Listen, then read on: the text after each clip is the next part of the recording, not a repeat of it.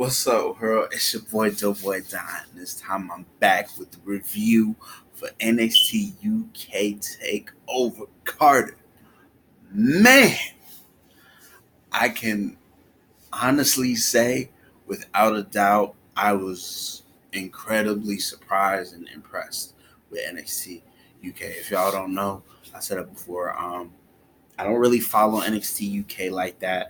I catch little bits, the highlights, and that. I don't really follow it like I do, regular NXT, the main roster, WWE, and all that. But I can honestly say that, like, I'm really gonna start paying attention to NXT UK, man, because this pay per view was incredible. Um, Starting off with Noam Dar against Travis Banks. Um, it was a real good opening match. Real good opening match. Yeah. I don't know too much about Travis Banks. I do know about Noam Dar. Noam Dar is pretty really talented for such a young dude, and so is Travis Banks. It was real nice, technical, fast paced, high flying, hard hitting match. It was good, back and forth. It was nice nice little, way to, ease you into the pay per view. And Noam Dar won. I wasn't mad. He caught Travis Banks slipping. Travis Banks was trying to hit one move. He went over, tried to get on the turnbuckle, but Dar knocked him down, kicked him down. Then hit him with the Nova roller, whatever it's called, and pinned him 1, 2, 3. This was a real good, nice back and forth match, and a pretty good way to start the show, if you ask me. Real good way to start the show. Next was a complete surprise, actually. Apparently, Cesaro has been saying that he wanted to come down to NXT UK to check it out and see what the fuss was about. And he issued an open challenge, and apparently, got his name? What's his name? Uh, Ilja, I think that's how you say it. Ilja Dragunov stepped up to fight Cesaro. That was a really good match. Cesaro, of course, is Cesaro. Underrated as hell, underutilized as hell. I don't know why he is not world champion. Like, Cesaro has all the tools to be like a major player and to be, a world champion at least one time. At least one time, he should be world champion. But it was a really nice match. It was Dragunov dude was crazy. Dude was ill, man. He was he was giving Cesaro a run for his money, you know what I'm saying? So Cesaro would hit him hard, he'd hit back harder, he'd get back up and keep on going. The craziest thing though was when he hit the Cesaro swing 40 times, 40 rotations. I think that's like the most that's ever been like done, like ever. And man, that was definitely like a highlight of the night. And and shout out to the NXT UK universe, bro. They are crazy. It's so lit over there, man. Like it's crazy. It was a real good match, but Cesaro won, and he ended it with he ended it with the neutralizer. It was like a real quick sequence. Like, he hit him with a big uppercut. Dude would stay down, and then Elja was gonna hit him with a finishing move, but Cesaro quickly grabbed him up and hit him with the neutralizer and pinned him. And it looked like he was gonna go back. He was walking up the ramp, then he turned around, like he was gonna hit him with an uppercut, but nah, he shook his hand and dapped him up, and gave him a hug, and talked to him. I guess it was showing a sign of respect, a little passing of the torch, if you will. I thought that was pretty dope. This is hard to do. Ilja Dragunov is dope. I'm gonna definitely be pay attention to him going forward. Now with that match out the way, um, next match, the triple threat tag match for the NXT UK tag titles. It was the champions, the Grizzled Young Veterans, Zach Gibson, and James Drake against Gallus, which was Wolfgang and uh, Mark Coffey, and then the Welsh boys, Mark Andrews and Flash Morgan Webster. Shouts out to the Welsh boys. Them boys went out there. They did the damn. They took it home. They became the first ever Welsh tag team champion. Incredible, man. It was dope. The match was crazy. It was high flying. A lot of great spots. Everybody had their little moments. And, oh man, oh man, Mark Andrews. I know a little bit about Mark Andrews, but he could really go. He was putting in work.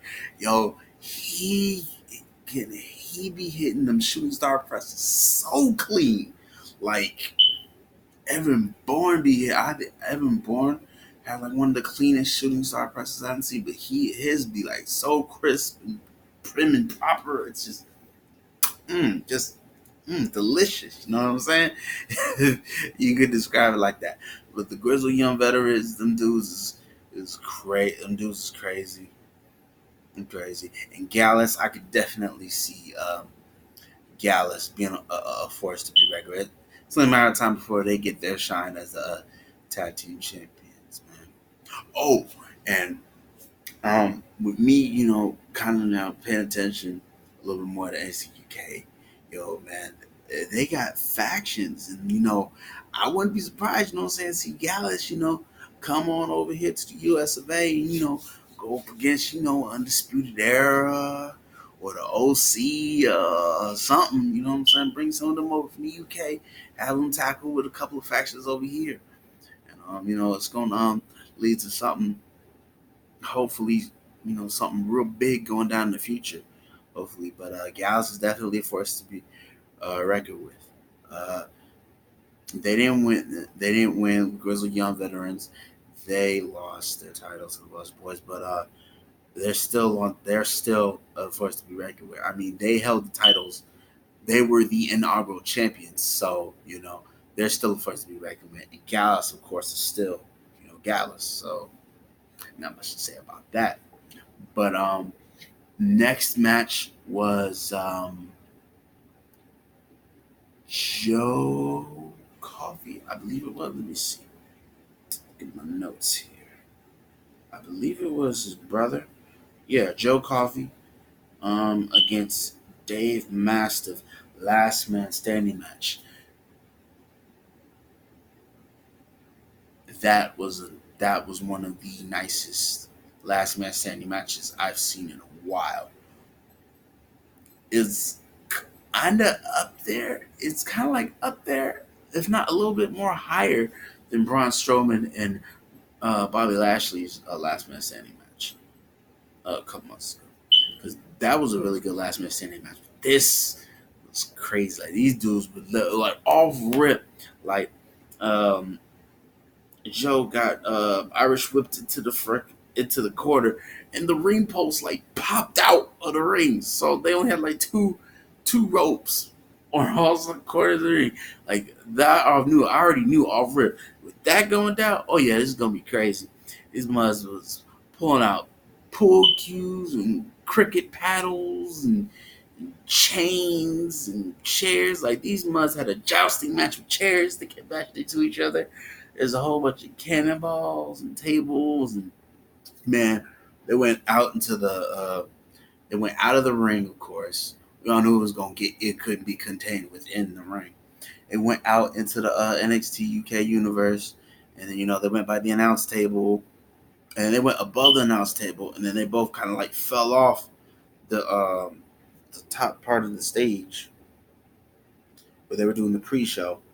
They fell off of that onto like some like equipment table or whatever, and they was both struggling up to get up for the 10 count. Coffee saw he was Dave was hanging on to that traveling traveling case. He said, "Bitch, he just kicked that shit off and he fell." That motherfucker got it. That was the slimiest shit I ever fucking seen. But Joe Coffee won. If you don't know, he's also a member of Gallus, and so you know that was really good. Shouts out to the bomber Dave Mast. Is it Mast? That dude is just. Hold on, let me make sure I'm getting his name right, man. Dave Master, man. That dude is massive and hard. That dude is a monster, man. I can definitely see him, record shopping, being a real good, major player in the, title picture in the future. Um, Next match, oh my God, Tony Storm versus Kaylee Ray. I didn't like this match. I didn't like it. I mean, it was pretty good, you know. Um, it was pretty good, but it's just I don't know. It just didn't pop up, and it was like how I thought it would.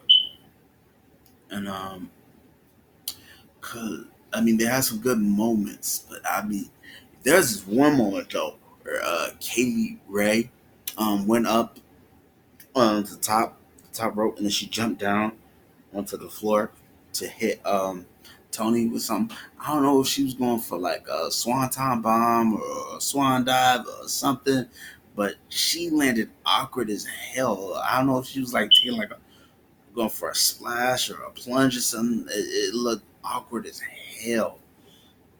But it ended with Kaylee Ray actually pinning Tony Ray and getting the title. Oh yeah, and it was for the NXT UK Women's Championship, and everybody there was like, "What?" Like everybody was confused. Like, "Wait, what?" Because I mean, she hit her with the gory bomb on the ropes, so she got hurt on the ropes. Then she gory bombed her off the ropes, and then 1, 2, 3. But everybody wasn't expecting it. Everybody thought that Tony was gonna win. Tony should have won. That's what everybody was thinking. Hell, I was thinking that, but it is what it is. Um, Hopefully they have a rematch and Tony gets the title back. I don't really see um, Kaylee Ray keeping it for a while. She just doesn't have that, star power or that type of, charisma that that she doesn't have that thing that makes you look at her and be like, that's a champion. Or that's someone to take seriously. She's just like, you look at her, she's like, oh, okay. And that's kind of how everybody felt. I was like, oh, it was like, what she won? Whatever. When's rematch? Because the ending was kind of like a bad taste. It left like a bad taste in your mouth. And now the main event of the evening, the Ring General, the leader of Imperium. Oh, that is a new group in as another faction in NXT UK. Imperium. It's led by Walter, and then it has Fabian Eichner from NXT, and then Alexander Wolf, which I'm glad that he's doing something because there was that time where Sandy got moved up to the main roster, then they weren't really doing anything, and then they kind of split up, and then you know um, Killian Dane, thankfully he's in NXT, he's doing his thing down in NXT, and he's in his little feud with Matt Riddle, but Alexander Wolf or Nikki Cross, saying she teamed up with Alexa Bliss, and they're kind of like they're like the women's tag team champions, so it was a little weird and strange. Like we didn't know where it was gonna go. Nikki Cross, we thought she was just gonna, kind of fall to the wayside, but she's she's doing all right. She's doing all right. And then, oh my god, oh man, I forget his name. The leader, I forget his name, man. But y'all know who I'm talking about. If y'all know about Sandy, y'all know the leader. I just and it's messed up because I really like Sandy, but it just tells you how bad it was. That I'm forgetting his name, but y'all know who I'm talking about, the leader. But he's a part of the 24/7 mob, and he don't really be doing nothing. It's just crazy. It's horrendous. But Alexander Wolf, he's now part of Imperium, and they have another guy in Imperium. I don't know who it is, but it's four of them, and they're kind of trying to take over. Um, they're kind of like trying to just they're like the undisputed era for NXT UK. They're trying to take it over, you know, and it's them and then the British Strong Style, which is Trent Seven, Tyler Bate, and Pete Dunne. They kind of they built the brand. They built the brand. It came from them and their hard work and the hard work that that they brought, that they've been doing in WWE, that kind of caused NXT UK to rise. This whole power struggle, and Walter, of course, being Walter, he's a beast. You know what I'm saying? Ever since he took the title from Pete Dunne, you know what I'm saying, he been wrecking shop, he been kicking ass, taking names. Like he basically runs shit, and he's like, yo, you know what I'm saying? This is my house. Y'all ain't gonna do nothing. It's a new order, new world order. Imperium runs this. The match sacred. This ain't no playground. And there's that horrendous attack where it looked like Tyler Bate was gonna be out for months, but he came back and he challenged Walter in the main event. And yo, salute Tyler Bate. Oh my god, man, Tyler Bate is something serious. I'm not saying anything bad about Walter. Walter is a tough son of a bitch. That mud is big. He is fast. He is calculated. He is like that. He would be like that. He's like that ruthless dictator. You know, kind of like Hitler, Mussolini. I kind of get that little vibe from him. He's like real strict and rigid and regal. You know what I'm saying? Like one of like he could kind of I kind of look at him like a Bond villain or something. Like he's a real cold, calculated type of dude. And he was, oh my god, he beat the absolute dog shit out of Tyler Bate. But Tyler Bate, a mustache mountain, big strong boy, was hanging in there. He lifted him up a couple times, man. He had his little, Hulk Hogan, Andre the Giant moments when he would lift him. He would struggle. It was, oh my god, it was just such an incredible match. It was one of, if not the greatest, David versus Goliath type of matches. And they went on for like 42 minutes, and oh my god, like they took some nasty shots, especially Tyler, man. He got power bombed on the apron, and then he got power bombed on that post, and he got a sleeper suplex on the apron. It was looking nasty. And then he got hit with the splash that caused Dunn to lose the title, but he kicked out. Like they was going back and forth, back and forth, and back and forth. Man, Walter kicked out of the Tyler Driver 97. It was crazy. It was so crazy. But one of the craziest moments was when Walter hit him with the power bomb, a nasty power bomb, and he got up at one. And Walter was like, "Whoa!" He's like, "Oh, he ain't playing. Oh, he's serious." So that mother winded up. He caught back and hit him with a nasty clothesline, and he ended up retaining the title. Man, but it was a really good match. Really good match. I could definitely see them having a rematch in the future sometime. It was a very, I'm very interested to see where it goes from here.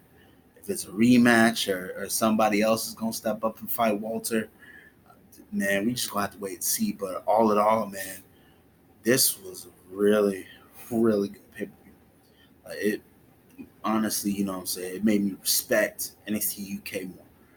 And I'm definitely gonna be checking them out, like more like weekly and stuff. Because like, oh man, they it's something serious, man. Like they're up there. You know what I'm saying? And match of the night. Oh man, match of the night. It has to be the main event. If not the main event, if it wasn't for that main event, I was gonna say the triple threat tag match, because that match was just incredible. But no, it's got to go to the main event. It's got to go to the main event. So yeah, man, that's my review of NXT UK Takeover Cardiff. But let me know what y'all thought, man. You know what I'm saying? You know what I'm saying? Post your comments down below. Let me know what y'all thought. What your favorite match was. What you did like. What you didn't like. What you thought should have happened. Stuff like that. And you know, if you like the video, like, comment, subscribe, hit the notification bell, all that usual junk, man. I'm out this thing. Deuces.